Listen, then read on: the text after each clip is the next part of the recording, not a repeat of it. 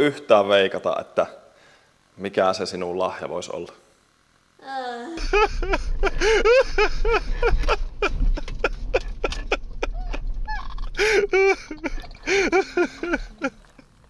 Se on Jäntti!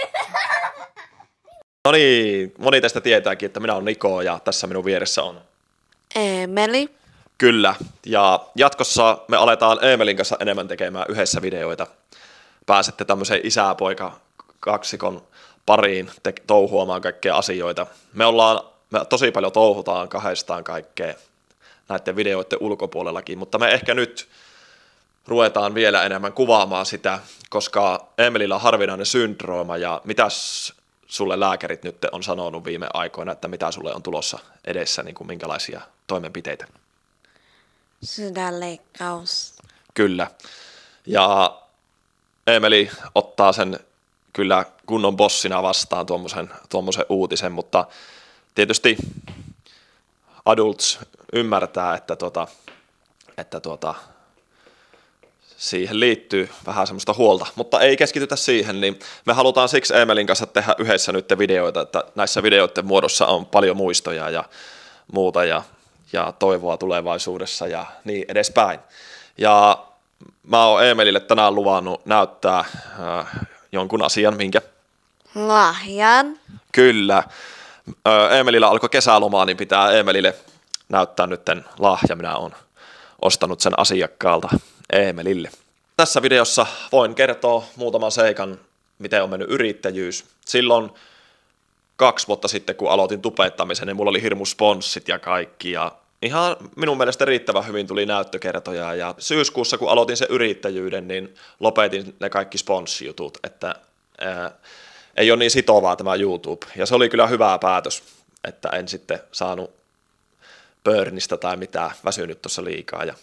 Mutta nyt yritetään kalenteria pitää vähän löysempänä töiden suhteen ja tehdään myös tätä YouTubea. Ja niin kuin jos miettii minun ja Eemelin tulevaisuuttakin, niin eihän Eemelillä periaatteessa, niin Eemelillä tulee olemaan tosi haastavaa työelämä varmasti tulevaisuudessa, mutta kyllä mä veikkaan, tämä on niin tekevä poika kyllä, että ja fiksu ja taitava, oppinut lukemaan ja juoksemaan ja vaikka piti olla pyörätuolipotilas koko loppuelämänsä, niin kyllähän Eemelille jotain keksitään. Ehkä se on Jäntti Oy:ssä on Eemelille paikka, varsinkin jos sanotte kaikille, että tämmöinen isä-poika-parivaljakko tekee videoita, niin ehkä me tästä YouTubesta saataisiin jonkun verran meille elantoa.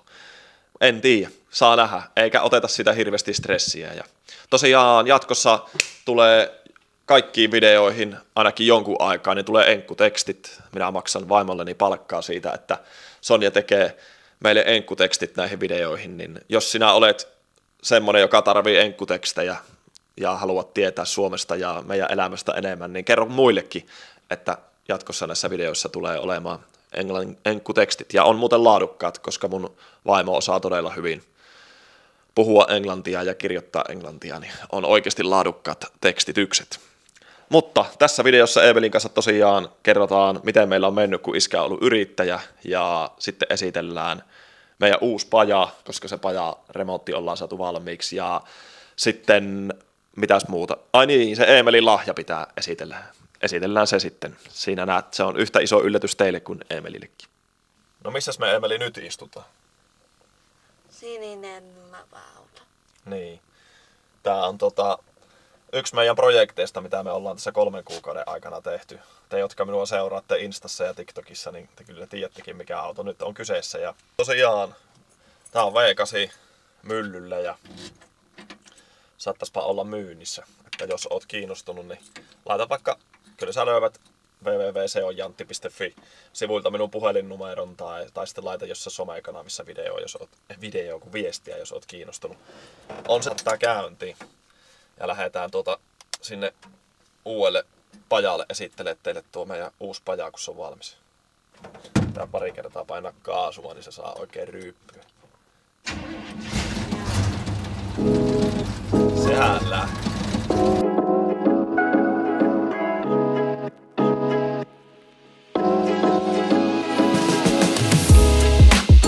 No semmonen se on. Se ei todellakaan ole täydellinen maalipinnaltaan, mutta se on kuitenkin 20 vuoden tauon jälkeen niin katsastettu 2 vuoden leimalla nyt ja ei kun kovaa ajua vaan. Siisti peli kyllä. Ja tosiaan V8. V8.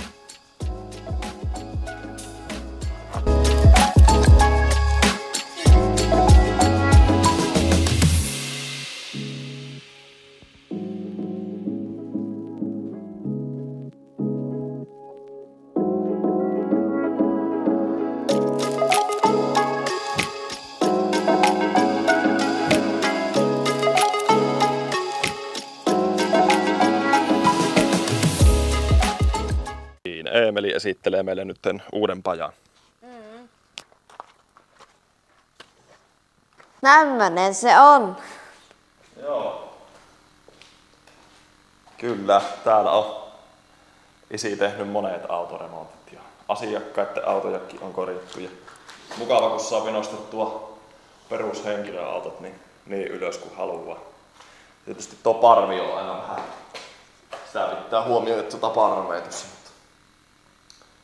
Mukava täällä on ollut touhuta. Minä näytän teille yläkerran.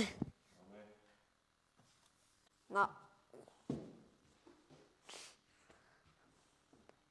Joo, täällä isi on syönyt aina eväitä, jos on ollut jääkaapissa eväät. Oh.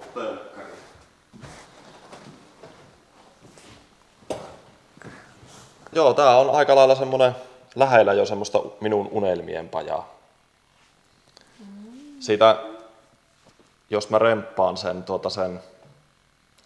vanhan pajan, niin siitähän tulee pitempi vielä, että siihen mahtuu pitkä auto. Ja sit mulla on haaveissa, että se parvi on vähän niin kuin siinä keittiön ja missä rengaskoneet on, niin siinä päällä on se parvi. Eli se ei siitä pajan puolesta periaatteessa vie sitä korkeutta ollenkaan se parvi.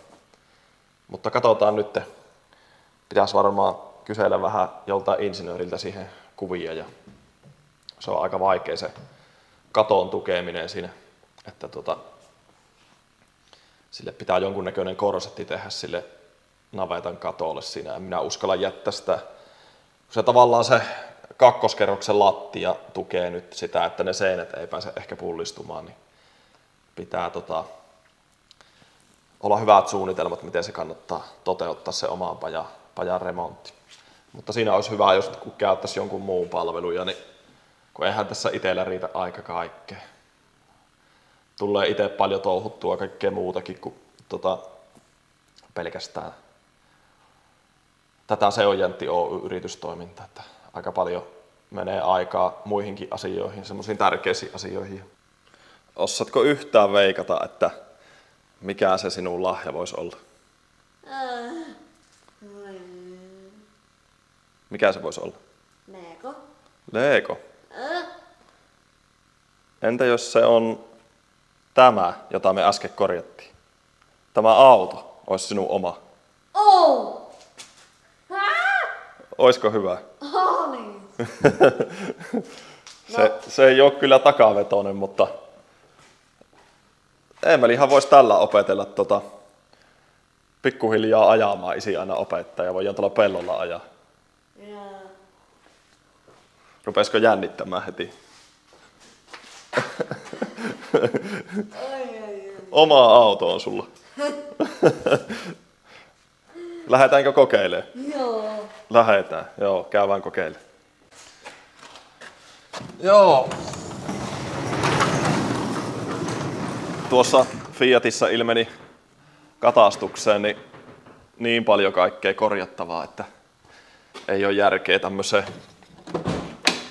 300 € autoon yhtään enempää tuhlata rahaa, että saisi sen leimalle. Niin minä sitten, kun asiakas ajatteli, että se vie sen kaatopaikalle tämä auton, niin minä sanoin, että jätä tänne, että Eemeli voi opetella tällä ajamaan. Nyt lähdetään kokeilemaan. Ei keskeltä, vaan siellä reunassa olevaa. reunassa, tuolla toisessa reunassa, siellä. Sitä, ei kun se on kato keski, nyt siellä. Ei noin paljon. Elä puskaan!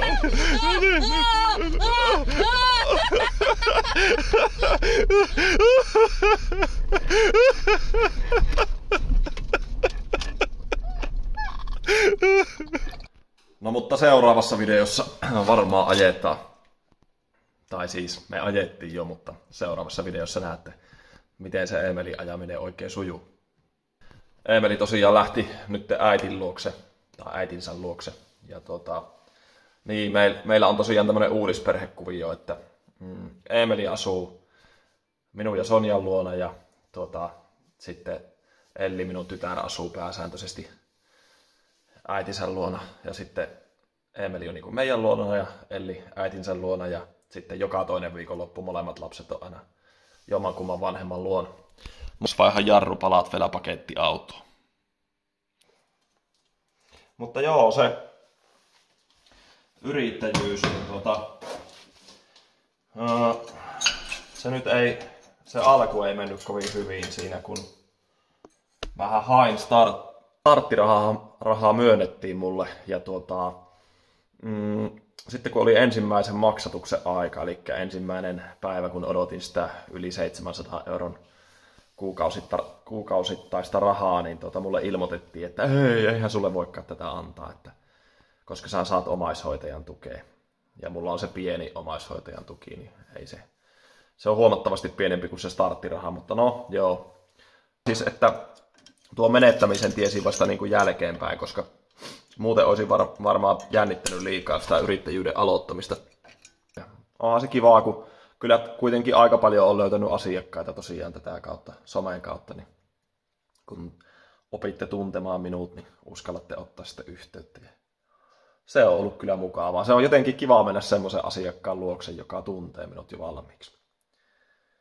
Mutta eiköhän me seuraavassa videossa Eemeli tulleen 3 päivän päästä takaisin tänne Ellin kanssa, niin eiköhän ajeta taas tuolla Eemelin autolla, Eemeli ajaa sillä. Hei, laittakaa kommenttia, että mitä me tehdään Eemelin autolle.